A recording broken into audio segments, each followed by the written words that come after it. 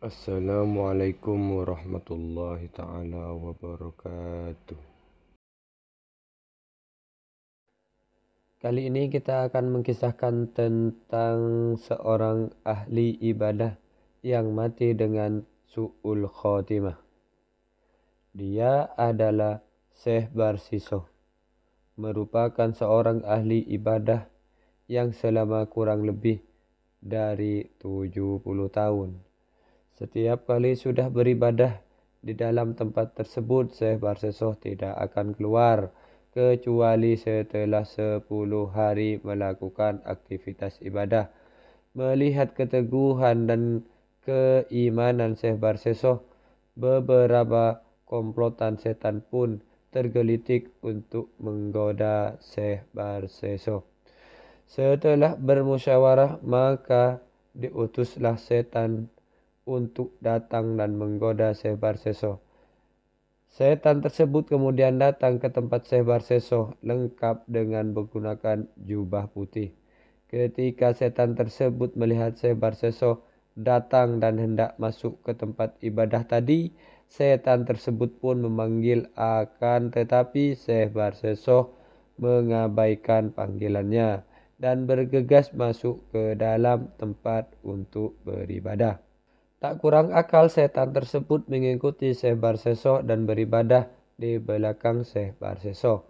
Setelah 10 hari, Syekh Barsisoh yang melihat ada orang lain yang memiliki ibadah khusyuk seperti dirinya menghampiri setan tersebut. "Wahai fulan, apakah kemarin kamu memanggilku? Ada gerangan apa?" tanya Syekh Barsisoh.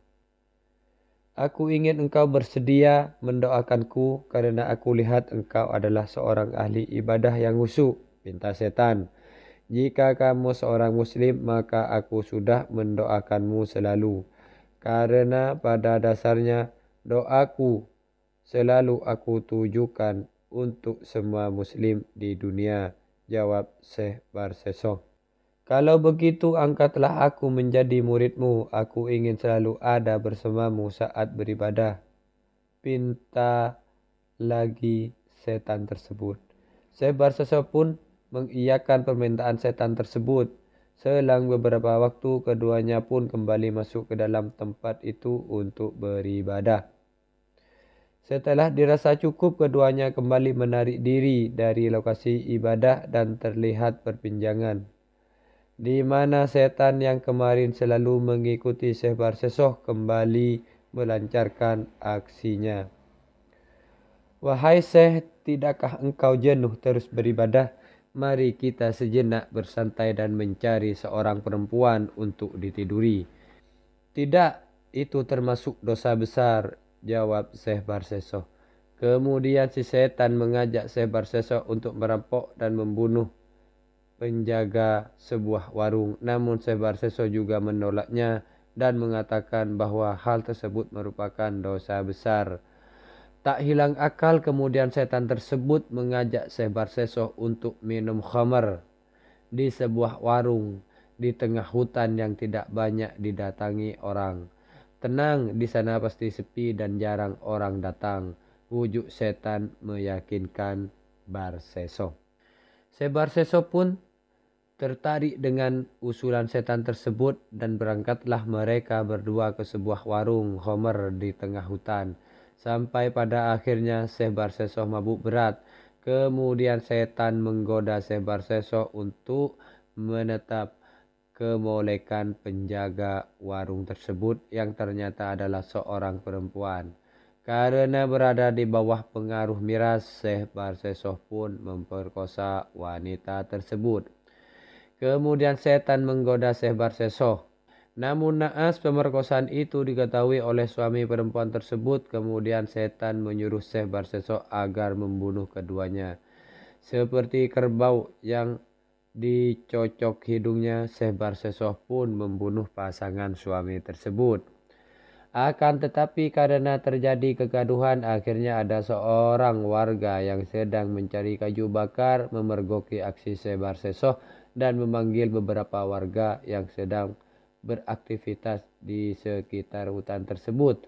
Akhirnya Syekh Barseso dibawa ke tengah-tengah pemukiman warga, menyalipnya di atas sebuah kayu.